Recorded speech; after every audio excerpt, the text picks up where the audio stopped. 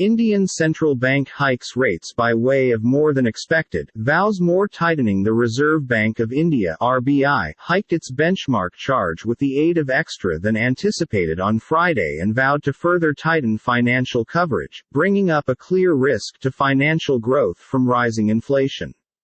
In a reside cope with, RBI Governor Shaktikanta Das stated the financial institution had decided to elevate fees by way of 50 foundation factors to 5.4% from 4.9%.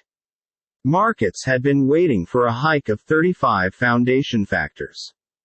Das mentioned that a modern uptrend in inflation meant that the financial institution will keep to hike costs until inflation reaches its target range, including that the bank would do an LDQUO, something it takes an RDQUO, to make certain a soft touchdown from the COVID-19 pandemic.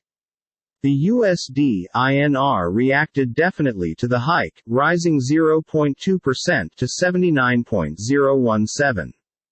With Friday and RSQUO's hike, Indian hobby charges at the moment are at pre-pandemic stages, highlighting the extreme monetary headwinds confronted by the Indian economic system from growing food, metallic, and oil costs earlier this 12 months. But Das stated that a recent decline in international commodity costs turned into now supporting ease some inflationary pressures in the U.S. Oil and metal prices have fallen substantially from their peaks this year. The RBI governor said annual inflation is projected at 6.7% in 20,222,023, and is anticipated to ease further to 5% by way of the primary quarter of 2023. India and RSQUO's annual CPI inflation fee turned into 7.01% as of June. The RBI is concentrated on an annual inflation price of 4%. Considering the current dip in commodity costs, Das forecast that the Indian economic system will see actual GDP growth of 7.2% in 20,222,023, down from 8.7% in 2021.